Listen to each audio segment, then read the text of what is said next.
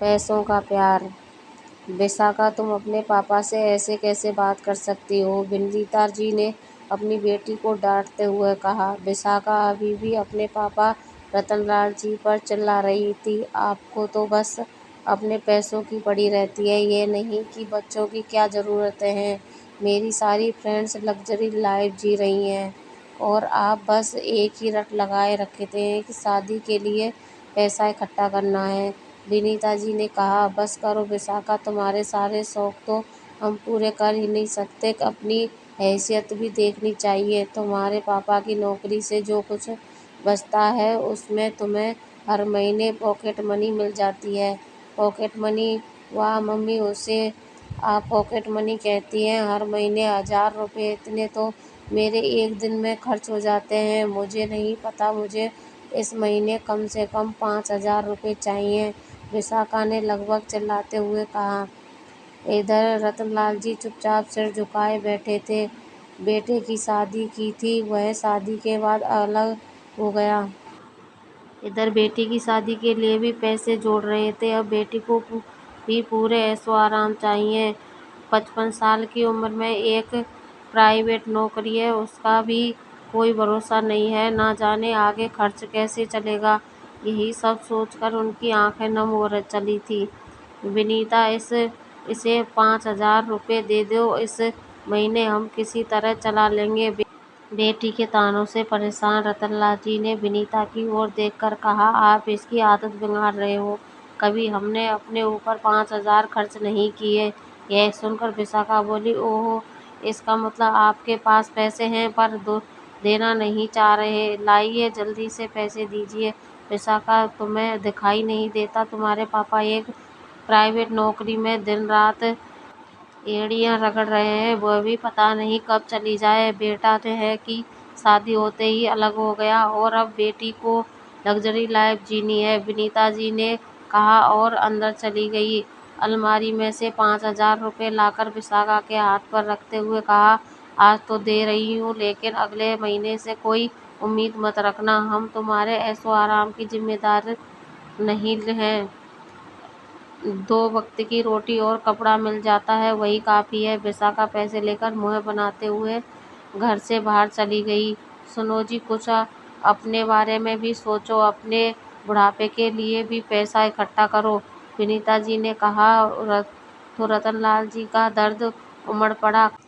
कहाँ से करूँ इकट्ठा? सोचा था बेटा कमाने लगेगा तो कुछ सहारा देगा, लेकिन वह भी खिसक गया। उसे पता था बहन की शादी करनी है, फिर पापा कभी भी घर बैठ जाएंगे। अपना घर संभालने से ज़्यादा उसने उसकी पत्नी के साथ ऐशो आराम की ज़िंदगी को ज़्यादा महत्व दिया। विनीता जी बोली। अब जो होना था हो गया। मैं चाहती हूँ इसके भी हाथ पीले कर दो, बाद में हम दोनों किसी तरह अपनी गुजर बसर कर लेंगे। रतनलाल जी उठे और अपने कमरे में जाकर पलंग पर लेट गए। इसी तरह समय बीतने लगा। एक दिन विशाखा ने शाम को घर आकर बताया। पापा, मैंने एक लड़का पसंद कर लिया है, हम सिंपल कोर्ट मैरिज करेंगे। आपने जो भी पैसा मेरी शादी के लिए जोड़ा है वो आप मुझे दे देना। लेकिन बेटा, जब शादी ही करनी है तो अच्छे से करते हैं, उनके परिवार से मिलकर बात कर लेते हैं, रतनलाल जी ने कहा। तो विशाखा ने कहा। नहीं पापा, राजीव को यह सब पसंद नहीं है। उसने तो अपने घर पर बताया भी नहीं है। हम शादी के बाद अलग रहेंगे। कुछ दिन घर पर बहस होती रही। हार कर रतनलाल जी और विनीता जी ने बेटी की एफडी तुड़वाकर पैसे दे दिया कोर्ट मैरिज के लिए। विशाखा सुबह निकली तो विनीता जी ने कहा। हम भी चलें क्या साथ?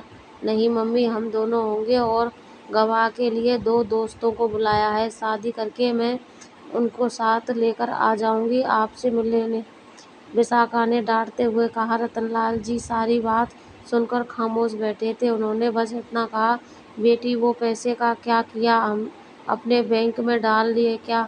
विशाखा ने कहा। नहीं पापा, वो राजीव को दे दिए हैं। उन्हें बिजनेस शुरू करना है, साथ ही फ्लैट भी किराए पर लेना है। आज सब फाइनल हो जाएगा। विशाखा सच संवरकर घर से निकल गई। शाम तक बेटी के इंतजार में घर सजाकर विनीता जी इंतजार करती रहीं, लेकिन विशाखा नहीं आई। कई बार फ़ोन किया लेकिन उसने फ़ोन भी नहीं उठाया। शाम को विशाखा का फ़ोन आया। क्या हुआ मम्मी, कितनी मिस कॉल आई हैं आपकी? विनीता जी ने कहा, वो बेटी बस यही जानना चाहती थी तुम लोग कितनी देर में आ रहे हो। नहीं मम्मी, हम नहीं आ रहे, राजीव ने मना कर दिया। उसने कहा, जब मैंने अपने घर वालों को छोड़ दिया तो तुम भी छोड़ दो। वैसे भी आपके पास अब बचा ही क्या है देने को। मेरे पैसे मैंने ले लिए, अब आप मुझे भूल ही जाओ। विशाखा का जवाब सुनकर विनीता जी का दिल धक से बैठ गया। वो वहीं सोफे पर बैठ गईं। रतनलाल जी ने देखा तो जल्दी से पानी लाकर उन्हें दिया। पानी पीकर उन्होंने कहा, क्या इसी दिन के लिए औलाद को पालते हैं? बच्चों की खुशियों में शामिल होने का हमें कोई हक नहीं है क्या? सारा रिश्ता बस पैसों का ही है? रतनलाल जी के पूछने पर उन्होंने सारी बात बता दी।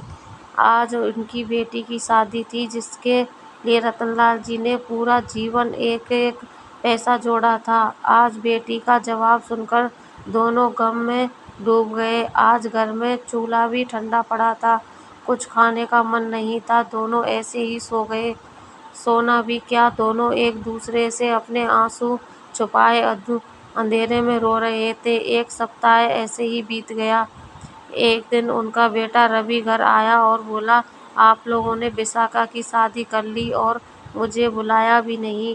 इतना पराया कर दिया कि मैं अपनी बहन की शादी भी ना देख सका। वाह बेटा, बड़ी जल्दी याद आ गई बहन की शादी की। वैसे भी हम ही शादी में शामिल नहीं हुए तो तुझे क्या बताते।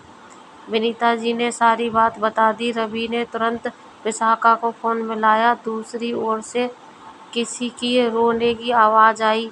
भाई, मैं बहुत मुश्किल में हूँ। राजीव मुझे धोखा देकर सारे पैसे लेकर भाग गया। मम्मी पापा को बताने की हिम्मत नहीं थी। मुझे आकर ले जा, मेरे पास किराए के लिए भी पैसे नहीं हैं। हम हनीमून के लिए शिमला आए थे, होटल वालों की पेमेंट करनी है। रवि ने सारी बात अपनी मम्मी के पापा को बताई और पैसों का इंतजाम करने जाने लगा। और रतनलाल जी ने कहा, रुक बेटा, पैसे हैं मेरे पास, चल हम भी साथ में चलते हैं, पता है मेरे पास। रतनलाल जी और विनीता जी, जो अब तक बेटी के व्यवहार से दुखी थे, बेटी पर मुसीबत का सुनकर उनका प्यार फिर से उमड़ पड़ा। सब कुछ भूलकर शिमला के लिए रवाना हो गए। कहानी अच्छी लगे तो चैनल को सब्सक्राइब कर लें, वीडियो को शेयर भी करें, लाइक भी करें। धन्यवाद।